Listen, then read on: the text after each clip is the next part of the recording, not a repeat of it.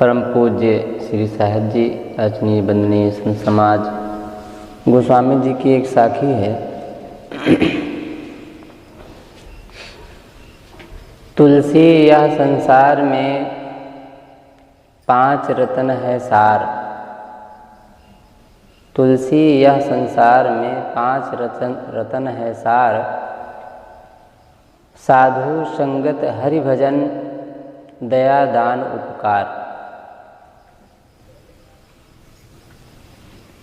बहुत सुंदर गोस्वामी जी ने कहा। महापुरुष थे ही जीवन में किस चीज़ की ज़्यादा ज़रूरत है उस पर जोर देते हैं। दुनिया में 5 रत्न बताया गया। संतों की संगत एक रत्न है। संगत में ही आदमी अच्छा और बुरा बनता है। जैसी संगत होती है वैसा जीवन होता है। किसी ने कहा फलाने के बच्चे कैसे हैं, तो दूसरा बोल पड़ता है वो किनके साथ में ज़्यादा बैठते हैं मुझे बताओ, मैं बता दूंगा वो कैसा है। तो ये पहचान भी है किसके साथ हम बैठते हैं। नशेड़ियों की संगत पसंद करते हैं, गंजेड़ियों की संगत की, ताश खेलने वालों की संगत पसंद करते हैं। किसकी संगत की? संतों की संगत पसंद करते हैं। संतों की संगत यदि पसंद करते हैं, सत्संग हमें अच्छा लगता है, तो कहीं ना कहीं उसका अच्छा लाभ, अच्छा प्रभाव, अच्छे संस्कार हमारे मन में होते हैं और उसका लाभ हमारे जीवन में मिलता है और उस लाभ से लोगों को भी लाभ मिलता है। तो 5 रत्न में एक रत्न है संतों की संगत। हरि भजन दूसरा रत्न है, हरि का भजन करो। हरि का भजन, हरि का मतलब होता है गुरु। जो हमारे दुखों को हरण करे वही हरि है। समाज में पुरोहितों द्वारा, पंडितों द्वारा एक हरि माना गया विष्णु भगवान को। तो वो हरि के कई अर्थ हैं। बंदर, भालू, सांप, मोर, बहुतों के हरि नाम हैं। लेकिन यहाँ महापुरुष जो बताते हैं हरि का अर्थ होता है गुरु। जो हमारे दुखों को हरण कर ले उसे ही हरि माना गया है। हमारे दुखों को कौन हरता है? हमारे संत गुरुजन ही हरते हैं। संत गुरुजन ही हमारे दुखों को हरने वाले हैं। इसलिए उनकी संगत करना, उनके पास जाना, उनसे मिलना, उनसे पूछना, अपने मन की बातें बताना। जब अपने मन की बातें उनसे कहते हैं, अपने दुखों को उनके सामने रखते हैं, अथवा जो भी हमारे मन में क्रिया प्रतिक्रिया है उसको कहते हैं, तो कहीं ना कहीं उसमें समाधान ही हमें मिलता है। इसलिए दूसरा रत्न है हरि का भजन। लोगों से कहो कि भजन करो तो तमाम बहाने हैं। समय नहीं है, ठंडी गर्मी, अभी खेती का काम करना पड़े तो न ठंडी लगती है न गर्मी लगती है। रात में जा कर के ठंडी में एक चद्दर ओढ़े सिंचाई करते हैं, कुछ पता नहीं चलता है, क्योंकि वहाँ के लाभ का जो महत्व है उसे समझते हैं। बैंक में कोई काम पड़ जाए तो उसके महत्व को समझते हैं, इसलिए दौड़ कर जाते हैं। इसी प्रकार जब हम सत्संग में गुरु संतों के महत्व को समझेंगे, उनके पास बैठने से क्या लाभ मिलता है, तो ज़रूर वहाँ के लिए हम समय देंगे, तब बहाना नहीं करेंगे। ये दुनिया का जो सुख है, धन के पीछे आज लोग दौड़ रहे हैं।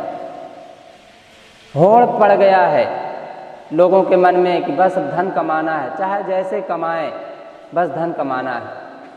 यहाँ तक कि भाई को छोड़ना पड़ जाए, पिता माता बंधुओं को छोड़ना पड़ जाए, परिवार को तोड़ना पड़ जाए, पर धन हमें कमाना है।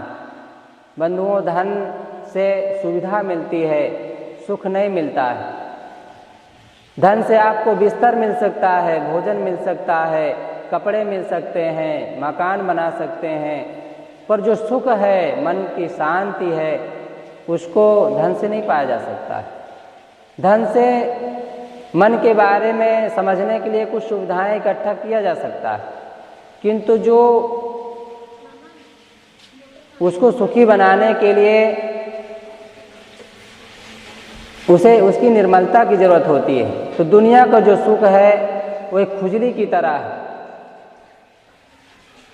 एक उदाहरण याद आया, कहा जाता है एक राजा सभा में बैठे थे, कुछ अपनी बातें कह रहे थे। उसी समय उनका एक मित्र आ गया। मित्र आया तो राजा बहुत अच्छे, बहुत सज्जन, संस्कारी थे। तुरंत उठ करके अपने मित्र को अपने बगल में बैठा लिए। जो मित्र थे वो देहाती थे, लेकिन बैठ गए। एक देहाती को अपने पास बैठाना राजा होकर के कितनी बड़ी बात है, लेकिन वो अपने मित्र का आदर किए और बैठाए। बैठ गए। एक उनको कमी थी, उस मित्र को खुजली का रोग था। तो उसी सभा में थोड़ी देर में रुक रुक करके वो खुजलाते तो काफी व्यवधान होता। तो खुजलाने लगे तो राजा ने कहा कि भाई तुम खुजलाना बंद करो, सभा में थोड़ा डिस्टर्ब होता है। ना माने। तब उन्होंने लालच दिया। क्या लालच? कि भाई हम तुम्हें 25% राज आपको देते हैं, आप खुजलाना बंद करिए। तो लालच में पड़ करके वो तुरंत खुजलाना बंद कर दे। लेकिन अब खुजली का रोग कब तक? थोड़ी देर के बाद फिर खुजलाना चालू हो। उसके बाद राजा ने बोला कि भाई आधा राज ले लेना, लेकिन खुजलाना बंद करो, सब तुम्हें देखने लगते हैं, हमारी बात गड़बड़ हो जाती है।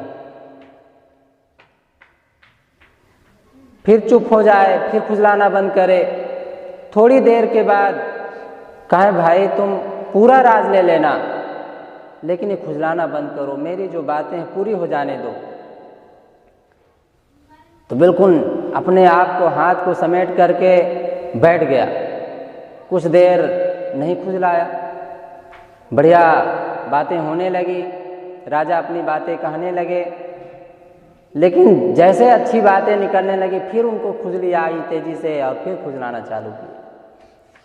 राजा गुस्सा हो गए, पूरा मैं राज आपको दे दिया, लेकिन आप अपनी बातें नहीं, खुजलाना नहीं बंद कर रहे हैं।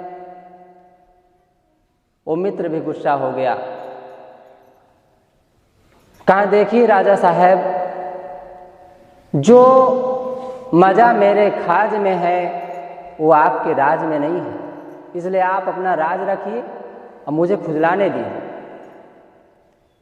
तो यहाँ बात ये है कि दुनिया का जो सुख है वो खाज की तरह है। लोगों से कहो भजन करो तो कहा दे महाराज तुम अपन भजन रखे रहो, हमारे यही बढ़िया है। उनको उसी में मजा आता है, उसी धन में, उसी वैभव में, उसी परिवार में, उसी बच्चों में उनको जो आनंद आता है, ये सत्संग में कहाँ आनंद आता है। देखा जाता है आश्रम में लोग जाते हैं, माताएं जाती हैं, उनका अपना गुट होता है। यहाँ से गई सत्संग के नाम पर और वहाँ एक किनारे बैठ करके बस बहनी बहनी चालू, कहाँ कहाँ के राज सब खोलने लगते हैं, सत्संग भुला जाते हैं और घर में आते हैं, कहते बहुत बढ़िया, अच्छा लगा सत्संग में गए, तो सत्संग नहीं सुनते हैं। तो सत्संग का जो लाभ अगर हमें पता चल जाए तो कितना अच्छा हो। तो यहाँ पर गोस्वामी जी महाराज कहते हैं कि 5 रतन है सार। साधु की संगत पहला रतन है, दूसरा रतन है हरि का भजन, गुरु का भजन। दया कहा दें, दया, जहाँ दया तहाँ धर्म है, जहाँ लोभ तहाँ पाप, जहाँ क्रोध तहाँ काल है, जहाँ क्षमा तहाँ आप। तीसरा रतन है दया। अगर हम दया हमारे अंदर आ जाए तो मानो हर धर्म हमारा पूरा हो गया। लोग मंदिर में जाकर अगरबत्ती सुलगा दिए, कुछ दान कर दिए तो समझते हैं कि यही धर्म है। वो तो केवल एक बाह्य कर्मकांड है, उसकी भी जरूरत है, लेकिन असली धर्म है दया। हमें दयालु होना चाहिए। तो तीसरा रत्न है दया, चौथा रत्न है दान। दान भी बहुत जरूरी है। अगर हम आज गरीब हैं, हमारे हाथ में पैसा, जेब में पैसा नहीं टिकता है, तो कहीं ना कहीं कमी है, देने की कमी। हम देना बंद कर दिए हैं। कुआं से पानी निकालना आप बंद कर दीजिए, कुआं में सड़न पैदा हो जाएगी, कीड़े पड़ जाएंगे। लेकिन उसी का पानी जब निकलता रहता है तो अपने आप पानी स्वच्छ रहता है, निर्मल रहता है, पीने में सुंदर लगता है। जिस नल का पानी पिया नहीं जाता है, बहुत कम पिया जाता है, उस नल का पानी स्वादिष्ट नहीं होता है। अच्छा पानी, स्वादिष्ट पानी, स्वच्छ पानी तभी होता है जब उस पानी को निकाला जाता है। इसी प्रकार जब अपने घर में जो हम खा रहे हैं उसी में से कुछ हिस्सा, पंडित पुरोहित तो कहते हैं 10वां हिस्सा दीजिए, लेकिन संत महापुरुष कहते हैं आपके जो हो जाए उसी में से कुछ दीजिए। 10वां हिस्सा मत दीजिए, पर कुछ तो दीजिए। देंगे तभी हमारे मन में सुख संतोष का अनुभव होगा।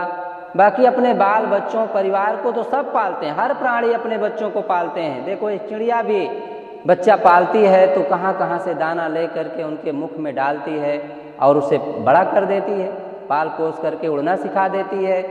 अगर वही काम, वही कर्म हम भी किए तो क्या लाभ, क्या पाए और क्या किए? कुछ नहीं किए। इसलिए उन्हीं बच्चों में से कुछ हिस्से, कुछ पैसे, कुछ बातें बचा करके लोगों को भी, अपने से अन्य लोगों को, अपने पड़ोसी या गरीब या दुखी, लंगड़े, लूले, अंधे अथवा संत महापुरुषों को जहाँ उचित समझें, जहाँ जैसा समय आए वैसा कुछ हमें करते रहना चाहिए। तो चौथा रत्न है दान, 5वां रत्न है उपकार। उपकार की भावना कभी नहीं भूलना चाहिए। हमारे महापुरुषों का महान उपकार है। यदि वे संत गुरु ना होते तो भारत चला जात पाताल, संत गुरुजन ना होते तो ना जाने दुनिया कहाँ होती। इतना जगाने के बाद ये दशा है, कोई तम्बाकू में अर्झा, कोई बीड़ी में, कोई ताश में, कोई गांजा में, कोई भांग में, कोई लड़ रहा है, कोई भाई भाई में, कोई माता पिता की सेवा नहीं कर रहा है। इतना जगाने के बाद ये हाल है। और जगाना ही बंद कर दें, महापुरुष अपना काम ही करना बंद कर दें, तब क्या दशा होगी? तो उनके उपकार को हमें कभी नहीं भूलना चाहिए। आज माता पिता पढ़ा लिखा करके, बड़ा करके, पाल पोस करके, कितना खून पसीना बहा करके, कितना मेहनत करके हमारे साथ जो उपकार किया है, और वही समय आता है तो बच्चे कहते हैं कि हमारे लिए क्या किए। तो इस पर हमें ध्यान देना है। 5वां रत्न है उपकार की भावना। हमें महापुरुषों के और माता पिता के, सज्जनों के, बुजुर्गों के जो उपकार हैं उस पर दृष्टि रखना चाहिए और उनके प्रति अपने भाव को प्रकट करना चाहिए। समय से सेवा पड़ जाए, कुछ देना लेना पड़ जाए तो करते रहना चाहिए। यहीं पर मैं अपनी वाणी को विराम देता हूँ। गोस्वामी जी की साखी दोहा के माध्यम से कि तुलसी यह संसार में 5 रत्न है सार, साधु संगत हरि भजन, दया दान उपकार। बोलिए सद्गुरुदेव की।